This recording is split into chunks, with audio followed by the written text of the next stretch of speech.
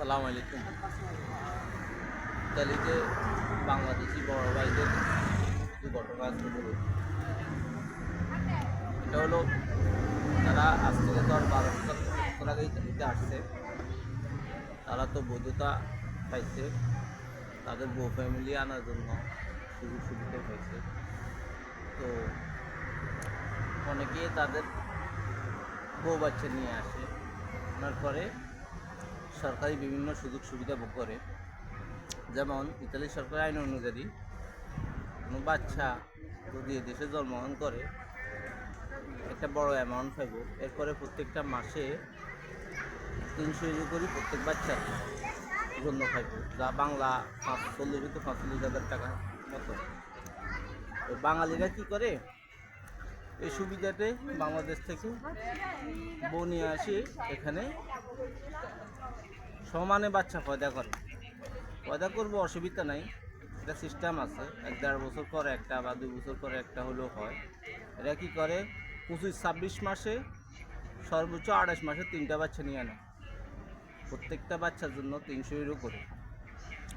হওয়ার সময় একটা বড় অ্যামাউন্ট পায়, পরবর্তীতে প্রতি মাসে 18 বছর পর্যন্ত একটা ভালো অ্যামাউন্ট পায়।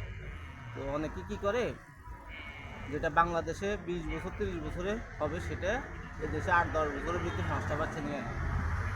তো 5টা বাচ্চা সমান 300 ইউরো করে, 3,1500 ইউরো। 1500 ইউরো সমান বাংলা প্রায় 2 লাখ 2.5 লাখ টাকা।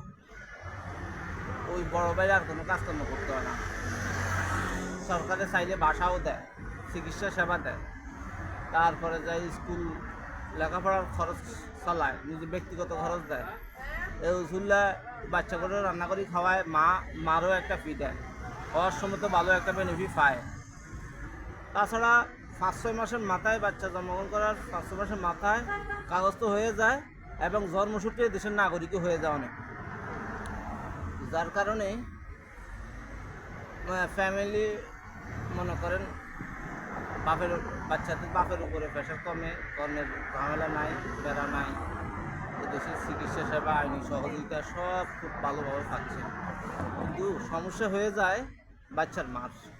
একটা অল্প বয়সী মেয়ে বিয়ে করে আনে, দেখা গেছে একটা লং স্পেস নিয়ে যদি বাচ্চা নেয়, তার মায়ের স্বাস্থ্যগত ব্যাপারগুলো ভালো থাকে। 2-3 বছর পর পর একটা বাচ্চা হলে ওরা কী করে, টাকার লোভে ফিউচার সাজানোর জন্য, সরকারি সুযোগ সুবিধা নেওয়ার জন্য ওই মহিলাটার অবস্থা খারাপ হয়ে যায়। এই মহিলা 40 বছর যে মানে বয়সে যে বুড়ি হবে, বুড়ি হয়ে যায় 30 বছর বয়সে, 25 বছর বয়স।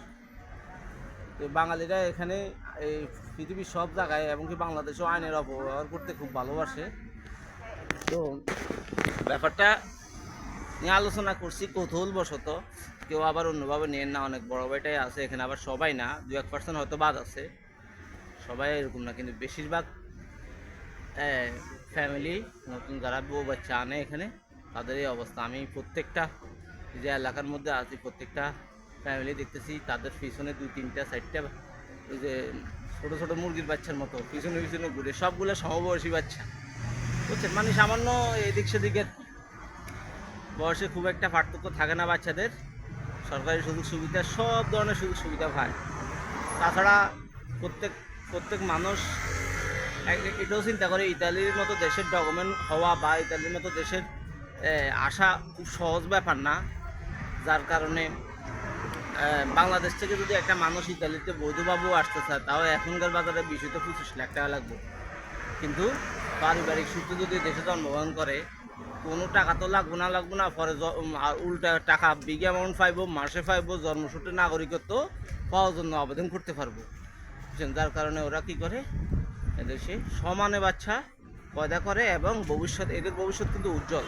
কিন্তু একটা জায়গায় যায় আটকে যায়, সেটা হলো এই বাচ্চার প্রতি মা বাপের কোনো অধিকার থাকবে না। এই বাচ্চা এদেশে কালচারে যখন বড় হইব, তখন কোনো মা বাপ যদি দুষ্টমি করিও একটা থাপ্পড় দেয়, তাও যদি আইনা আদালত বা প্রশাসনের নজর পড়ে বা প্রতিবেশী কারো নজর পড়ে, ওই মা বাপের জন্য জেল পর্যন্ত হয়ে যায়, জেল পর্যন্ত হয়ে যাব।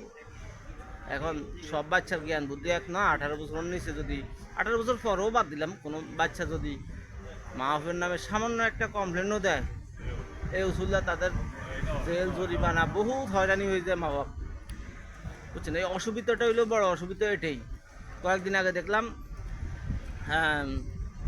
এক বাচ্চা তার মা বাপ তার বাচ্চা নিয়ে খেলা করতেছে জানালা দিয়ে, মানে আমাদের দেশে কৌতূহল দুষ্টামি করে অনেক পজিটিভ করে, উপর দিকে মারে, বাচ্চার হাত বাঁকা করে ধরে, এই ধরনের ব্যাপারগুলো পার্শ্ববর্তী ইতালিতে এক মহিলা দেখছে। লগে লগে পুলিশে ফোন দিছে, পুলিশ এই বাচ্চাটাও নিয়ে গেছে, তারপর মা বাপরে ধরে নিয়ে গেছে, বুঝছেন।